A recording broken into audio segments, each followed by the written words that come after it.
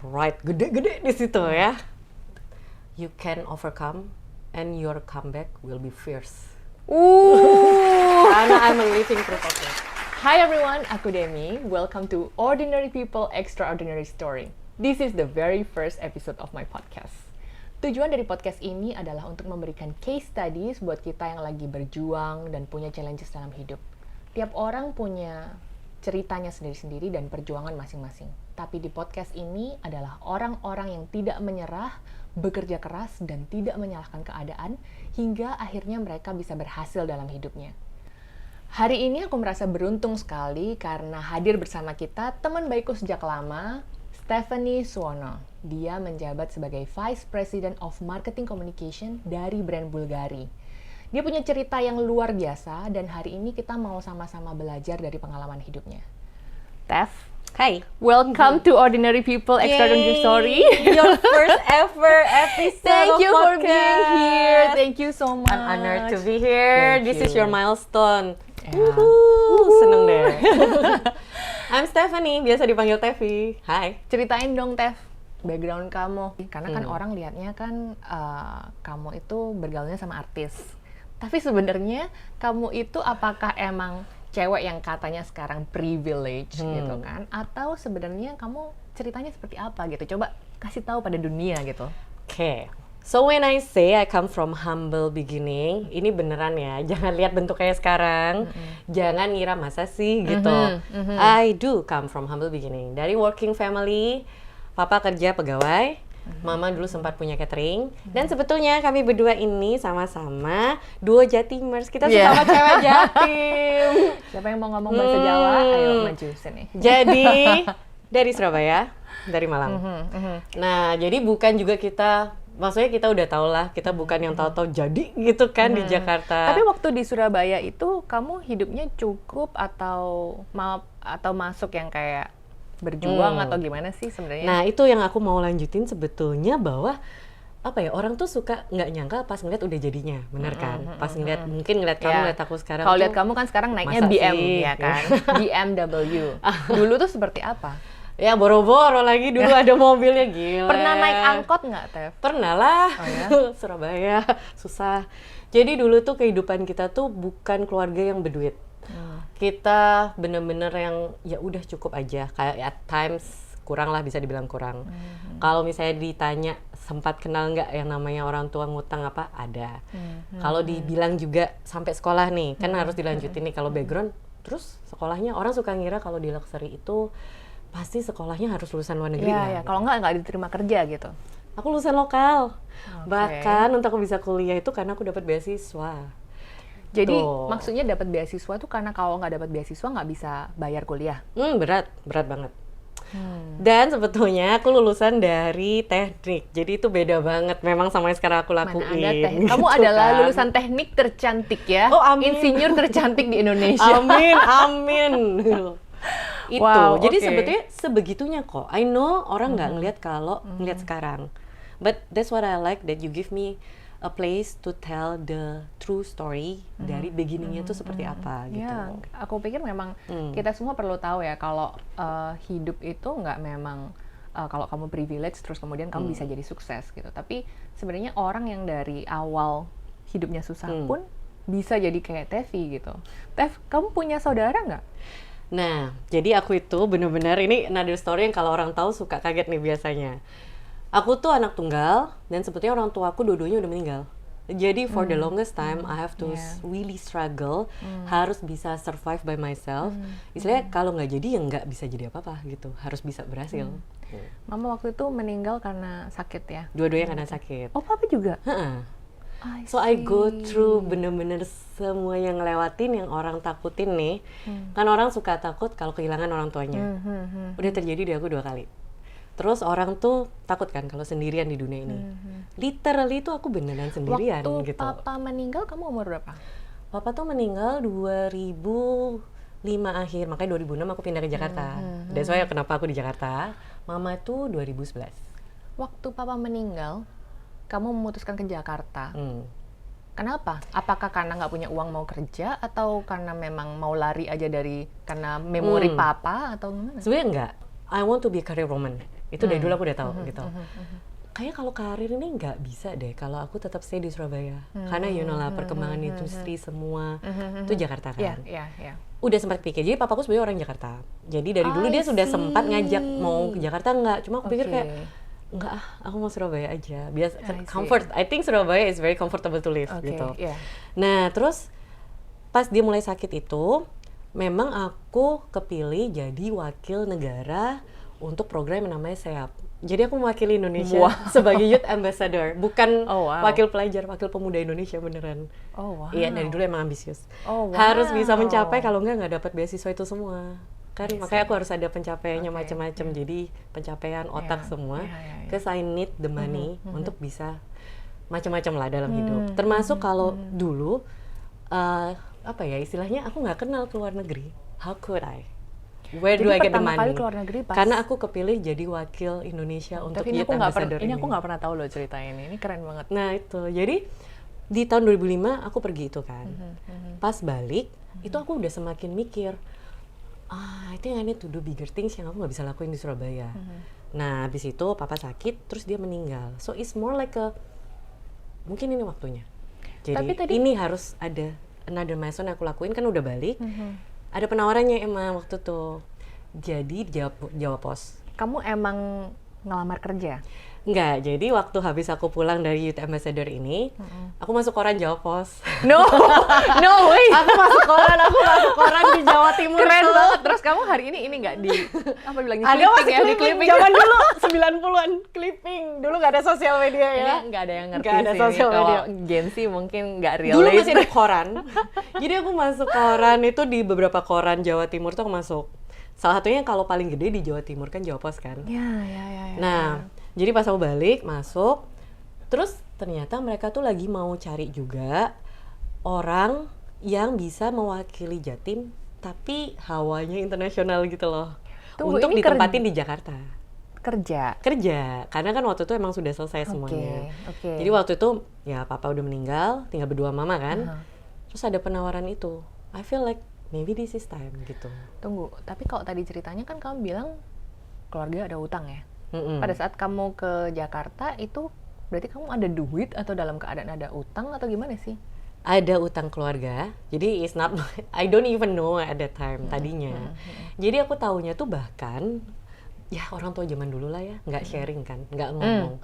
Kalau sekarang mungkin orang tuh lebih bisa diandalkan untuk berkomunikasi nih, karena ada sosial media sih, orang jadi bisa belajar. Zaman dulu orang tua zaman dulu tuh mana mungkin sih berkomunikasi. So I didn't know. Ya beda budaya. They keep it hidden gitu kan.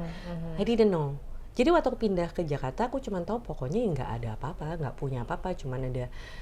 Itu udah kerasa waktu itu soalnya beberapa ada yang untungnya dari dulu aku suka menabung.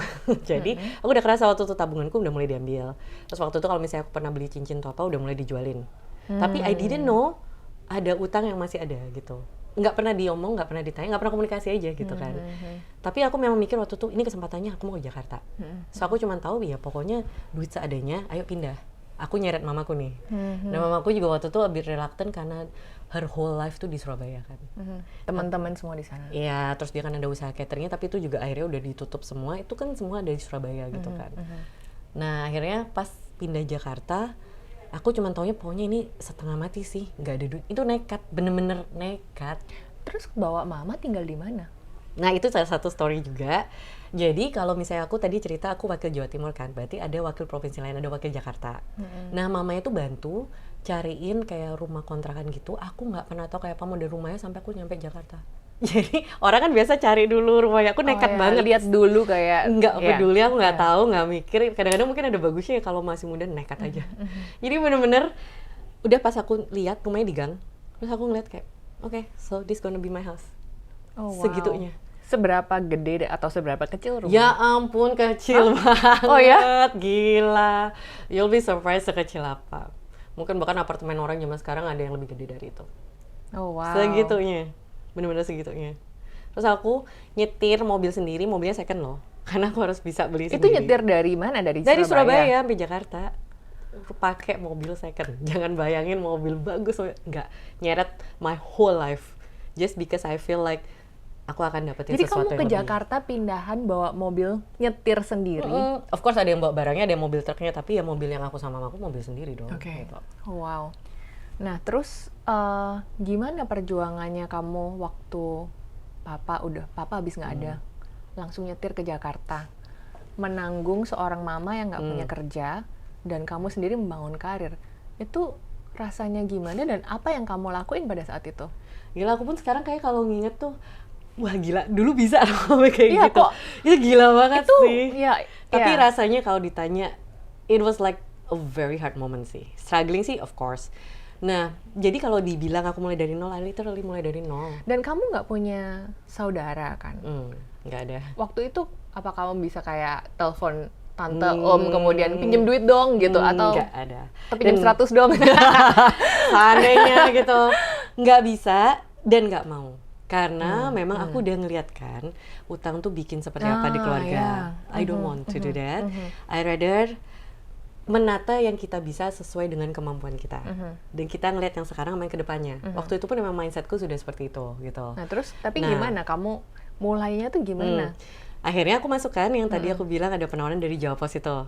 So udah, itu karirku di Jakarta.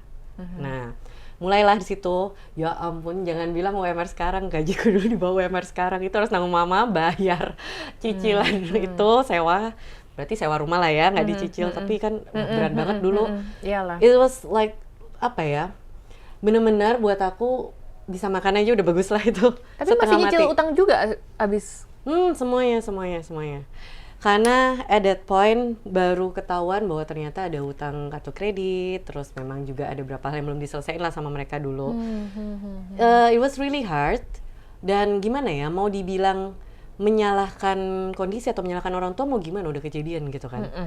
What you can do yang tadi aku bilang, ini gimana solusinya setelah itu dan memastikan bahwa kedepannya itu tidak terjadi lagi. So that's what I say. Nggak mau kalau aku yang utang. Itu cuma akan put yourself in a loop gitu kan, yang nggak baik lagi, looping yang nggak baik gitu. Jadi kan. kamu kerja keras sendiri tanpa hutang, dan gimana caranya untuk bisa menutup hutang yang bukan hutangmu malah. Dan memang dari awal aku udah mikir bahwa oke, kalau aku mau berhasil di sini, emang harus mindsetnya bener dan mau kerja kerasnya dan nggak jadi karbitan. Kayak ini yang sering banget aku denger hari gini. Mungkin I know it's a different world mungkin, walaupun sama-sama depannya tahun 2000-an ya. What I see sekarang itu kadang-kadang orang mungkin karena zamannya lebih instan dengan sosial media. Dulu juga ada sosial media tapi kan belum seheboh sekarang ya. I think kalau sekarang tuh kan, oh aku udah bisa gini, bisa lah ini, mau cepet atau apa. Itu bedanya mungkin kalau dulu aku juga udah tahu dari dulu pun nggak bisa, aku harus dari bawah mulai ngusahain kerja keras karena ini nanti akan bedain aku sama orang lain dan ini akan jadiin aku di step yang atau di pencapaian yang aku mau gitu. Karena dulu pun aku udah tahu aku mau set goalnya apa, dalam berapa tahun sebaiknya udah jadi apa, umur berapa udah jadi apa, yang kayak gitu udah ada gitu. Tapi aku juga tahu ini nggak bisa karbitan.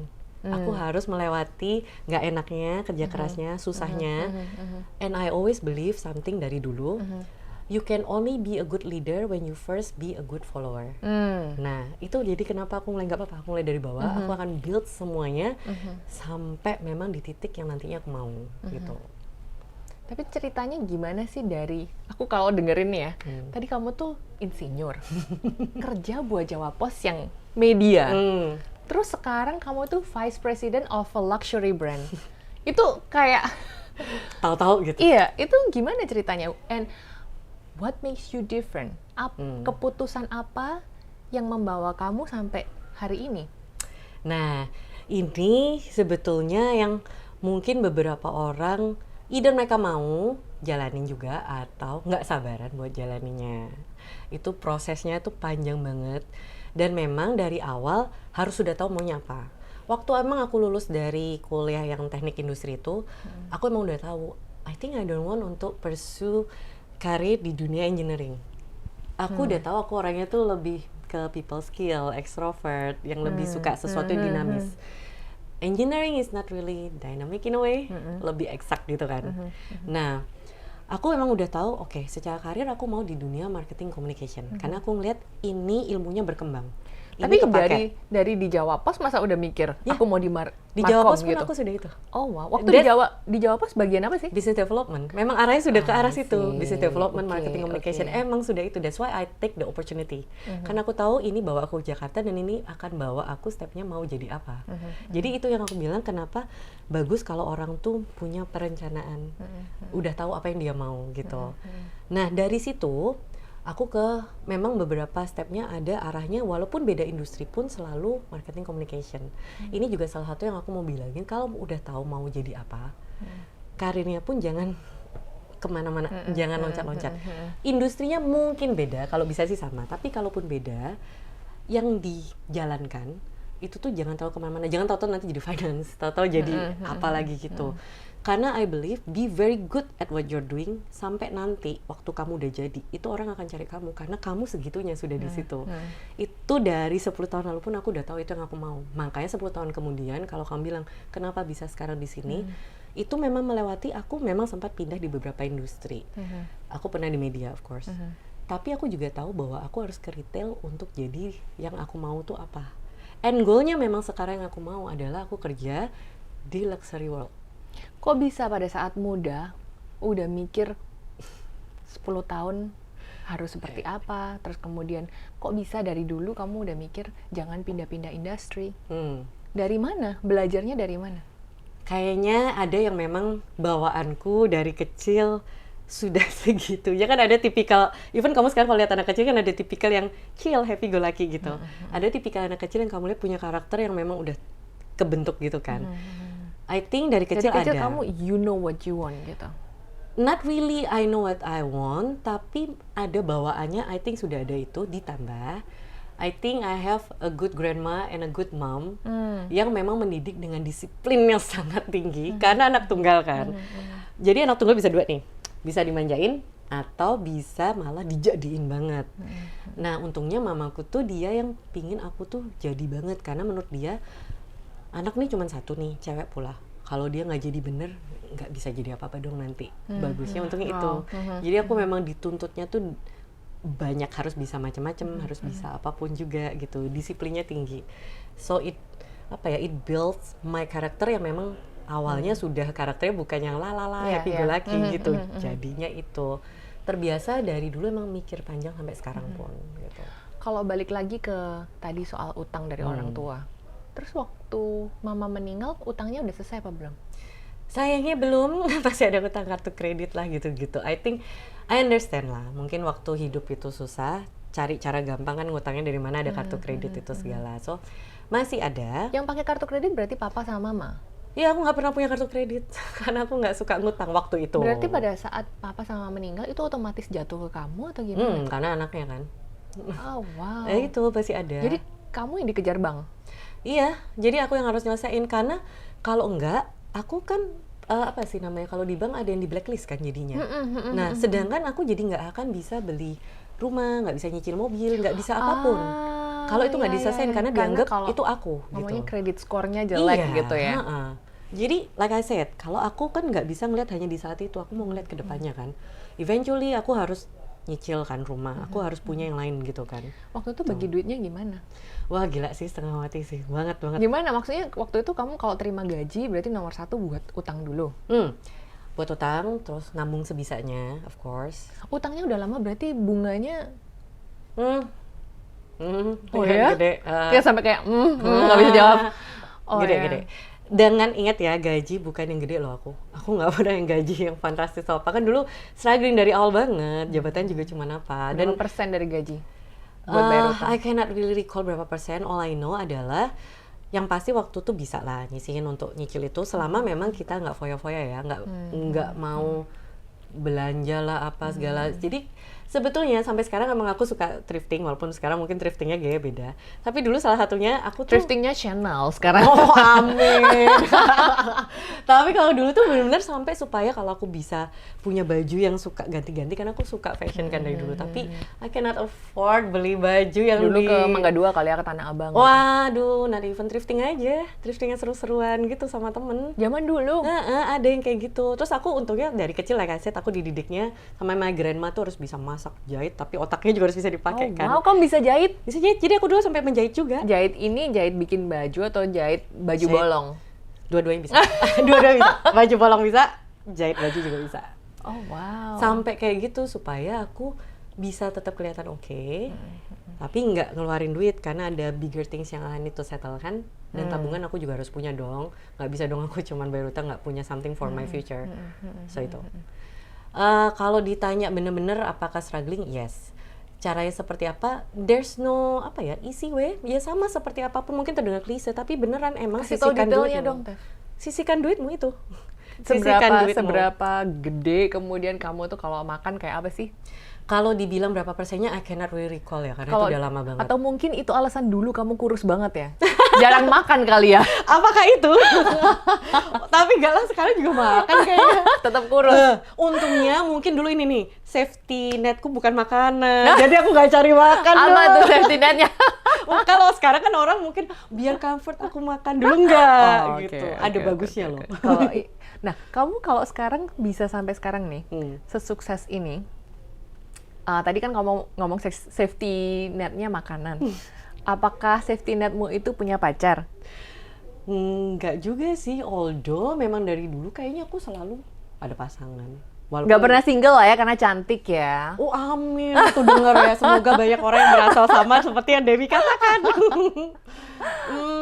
Bukan berarti selalu lanjut-lanjutan terus, ya enggak. Ada juga sih jedahnya. Cuman for me mungkin lebih kayak gini loh, karena aku anak tunggal kan. Jadi aku merasa I like to have companionship in life. Tapi aku memang dari dulu nggak pernah harus yang rame-rame grouping, pertemanan, girl group gitu nggak. Walaupun aku dulu waktu SMA cheerleaders pun aku tapi nggak pernah harus girl group yang rame banyak cewek gitu nggak. Aku lebih suka kayak one on one communication. That's why I like being friends with you, karena kita ngobrolnya bisa berdua. Ya, kalau gitu. itu lupa waktu lah ya, lupa dunia. So I think that's why aku mau punya pasangan lebih companionship. Kalau zaman dulu, pas kamu punya pasangan, ngelihat TV yang hidupnya susah, sebatang kara, punya utang, pacar tahu nggak sih kalau kamu punya utang? Utang orang tua? Of course, tahu lah. Karena companionshipku harus jadi orang yang aku paling bisa sharing apa adanya. Nah rasanya waktu itu, kalau dari pengalaman kamu, pasangan kamu pada waktu itu gimana? Ketika tahu, oh nih cewek sendirian, nggak punya saudara, nggak punya parents, kemudian punya utang. Kerja. Mereka so far okay, karena dari dulu I think kan like attracts like gitu kan. Aku memang selalu sama pasangannya juga cowok-cowok yang thriving in life, mau mencapai sesuatu di hidup. I think itu nyambung. Itu makanya aku bilang ya, kalau cari pasangan yang nyambung di situnya. Dan emang ini ya, energinya attracts each other. Iya, gitu. Nah, apa sih momen dimana kamu itu ngerasa bukan ngerasa ya, ketika kamu sadar kalau ini nih karirku nih, aku berhasil nih. Momennya di mana? Sebetulnya kalau that one moment doang, I don't think ada that one moment doang. More like kayak gini. Mungkin yang orang nggak banyak tahu dan jarang orang kan lebih suka mendefine sesuatu yang satu, yang kayak gitu. For me, I'm more orang yang karena realistis. I define that by small moment. Kayak gitu. Jadi lebih ke ini, lebih ngerasanya tidak ada satu yang mendefine udah terjadi, tapi lebih kayak sehari-hari sekarang itu kayak oh wow, aku sekarang bisa like you said tadi, aku bisa nyetir mobil ini, pencapaian. Terus aku duduk di ruanganku di kantorku, ini pencapaianku gitu ya. Tapi kalau memang ada this one lah, let's say lah this one aha moment lah ya, ya oke lah, ada satu yang aku kayak ada deh yang kayak gini. Apa tuh? Jadi kan dulu aku juga, karena I like to baca. Kalau sekarang untungnya ada YouTube, jadi lumayan ya hal-hal yang berguna bisa lihat YouTube. Tapi aku tuh ingat banget dulu di awal karir tuh ada yang bilang, atau aku pernah baca, I forgot, dan bilang kamu tuh harus bikin kamu tuh sebagus itu sampai waktu kamu misalnya ada banyak orang, kamu nggak perlu memperkenalkan dirimu. Orang tahu kamu. Nah, itu ada terjadi satu momen itu pertama kali. Oh ya? Jadi waktu event, enggak sebo, jangan dikira aku kayak seleb terkenal, enggak. Enggak, aku bayangin kayak Pak Jokowi, kayak Stephanie Suwono gitu. Jadi ada waktu tuh momen satu event inilah, diundang event gitu. Udah siap kok mau memperkenalkan diri. Nggak perlu loh orangnya yang mengenalin aku siapa. Oh, Udah I know how it feels ya, kayak gitu. Oh, I know, kamu ini. Oh, wow. Ini dari seorang yang kayak kamu look up to lah ya. Terus Iya, orangnya dan bukan karena sosial media or anything loh. Dia tahu aku Karena kerjaannya. Karena kerjaanku. Itu something banget for me. you know Itu like something when banget you're for in that me. position itu artinya kamu bukan lumayan lah ya. You're powerful at your work. Ih, semoga. Gimana rasanya cowok yang lagi sama kamu? Punya cewek yang Nah, ini kita ini di juga negara nih. patriarki ya. Betul. Kalau misalnya biasanya cowok tahu ceweknya kayak oh she's so flashy lah, or you know like mungkin Lebih kayak mencapai iya apa punya gitu. pencapaian luar biasa, even orang itu tahu dia. Ini salah satu story yang I think I better juga share. One of my darkest moment juga. Karena dari sini, biar ngasih tahu orang perlunya punya pasangan memang harus yang sejalan juga gitu. So, it's a story one of my ex waktu itu. Ini, let's say ini ex yang lama lah ya pacarnya. Dan I thought kita sejalan gitu. Waktu itu kan sama-sama juga meniti apa segala. Nah, yang suka dilupakan, aku nggak tahu apakah ini cowok atau orang. I cannot say juga, nanti dibilang kan, wah masa gender tertentu, I don't know. Tapi waktu berpasangan, orang tuh suka lupa bahwa orang berpasangan ini kan satu sama lain berkembang dong. Nah, sama tadi kan aku cerita, aku lagi membangun karir. Aku of course mengembangkan diriku juga gitu kan. Nah, jadi aku ada pencapaian-pencapaian, of course. Aku dalam hidup tuh harus ada pencapaiannya. Nggak bisa stop di situ doang gitu. Selalu belajar, selalu mencapai. Apalagi waktu itu karir kan, harus dong gitu. Nah, pasanganku waktu itu, dia kenal aku mungkin let's say karirku lagi di sini nih. Dengan pola pikirku yang di sini. Yeah. Bareng nih, dia juga. Terus aku berkembang dong. Waktu aku berkembang, dia nggak ngikut. Dia berharapnya aku yang masih di sini yang dia kenal mungkin 6 tahun yang lalu, yang kayak gitu. Sedangkan cara pikirku udah beda, karirku udah beda. Yeah. Pencapaianku dan goalku yang aku mau capai di hidup sudah beda. Yeah. Tapi dia nggak ngikut ke sana. Jadi dia merasa kayak, kok kamu sekarang gini, kamu beda gitu. Dan dia berharap bahwa kamu samain dong di sini seperti Dia aku. maunya Tevi yang masih sama seperti dulu. Sedangkan buat aku kalau untuk sebagai orang yang berpasangan adalah pasangan tuh partnership dan respect is earned, not given. Jadi of course kita harus respect each other karena itu di earn, bukan aku menurunkan diriku untuk bisa kasih respect ke kamu atau aku menurunkan diriku supaya kamu merasa kamu nggak kalah sama aku. Tapi bukan berarti pada saat itu kamu karena kamu ngerasa powerful kamu jadi sombong. Not at all. Bahkan yang ada adalah aku tuh selalu ngomong sama dia, ayo kita sama-sama ini. Karena aku tuh tipikal yang gini, waktu aku berkembang, di sekitarku dan pasanganku harus berkembang. Ini di kerjaanku sama timku gitu. Nggak ada gunanya kamu bagus sendiri. Baguslah, sekitarmu bagus. Itu pencapaian terbagusmu gitu. Maksudnya waktu Tapi dia nggak ngerasa itu goalnya dia gitu. kalau waktu kamu karir berkembang, duit kamu lebih banyak dong berarti. Terus dia tahu, kamu open nggak sih soal duit sama dia? Open, dan waktu itu even gajiku belum di atas dia kok. Tapi tahu kan yang dia nggak mau menambah sesuatu di luar yang ya udah gue Jadi gini hanya aja, untuk melihat gitu. kamu bertumbuh aja itu udah painful gitu ya for him. Dan Because dia- you change gitu mungkin ya lebih ke bukan Tevi yang dulu aku kenal gitu. Yang mungkin di bawah dia banget. Mercy waktu awal dia karirnya sini nih, aku sini. Sekarang aku di sini nih. Nggak ngelewatin nggak mau. juga. Tapi menurut dia, why gitu. Jadi cara ngobrolnya, cara pikirnya Beda juga semua. udah beda. Secara partnership udah nggak bisa nyambung. Ada efeknya nggak ke hidup kamu? Ngefek banget karena cara dia ninggalinnya kasar banget. Kamu ditinggalin? Dan dia nggak ngomong apa-apa nih. Biasanya kan memang karena cuma satu mobilku pula waktu itu yang aku bawa dari Surabaya dia yang pakai. Ya, sekacau itu nih cowok. Udah mobilku, aku yang bawa, dipakai juga sama dia. Jadi aku tuh sering bilang, ya udah kalau nggak jemput dong, biar satu aja gitu kan.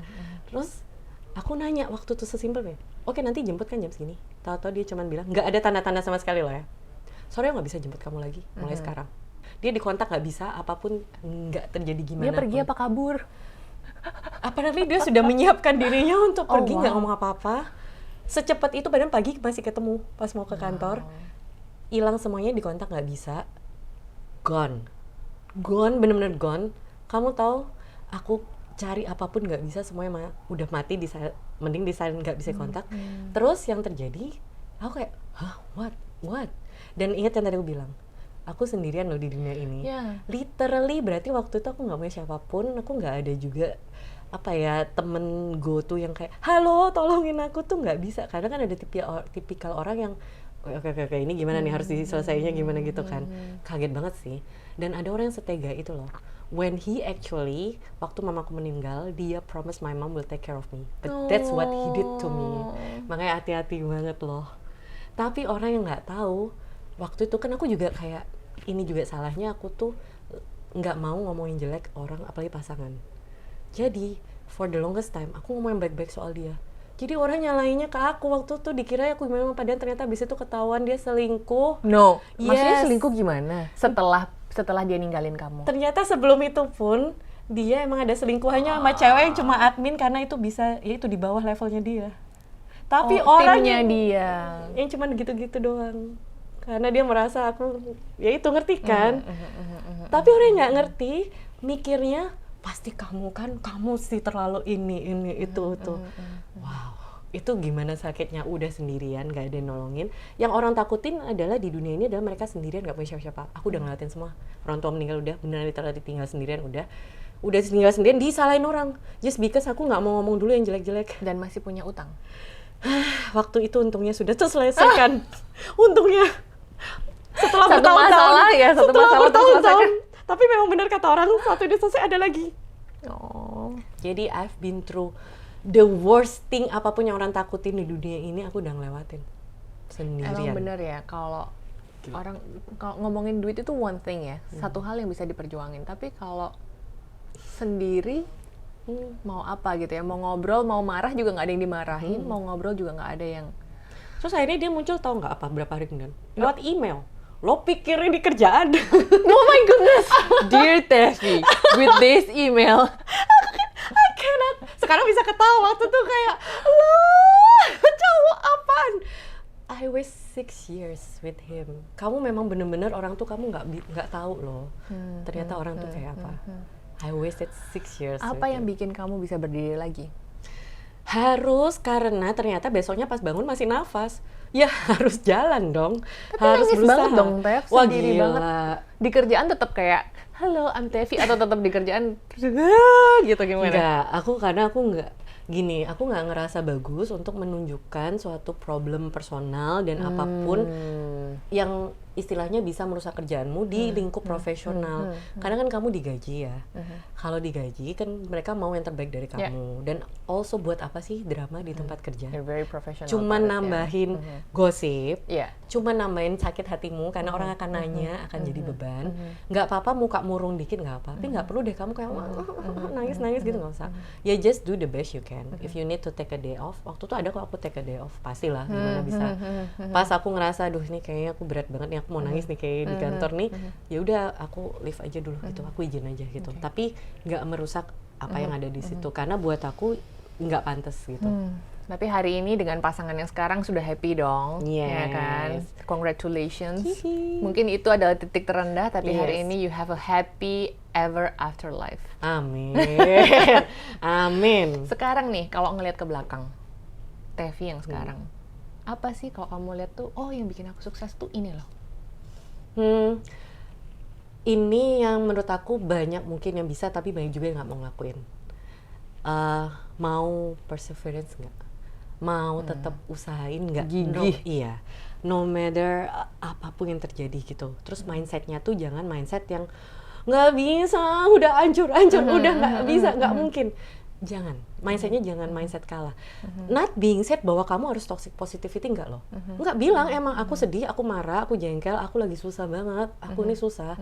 Tapi mindsetnya jangan mindset orang yang kalah gitu. Jadi jangan mindsetnya tuh hancur, udah nggak tahu, nggak bisa, aku nggak akan pernah bisa selamat dari ini. Yeah. Itu jangan. So bukan you itu. fight for it.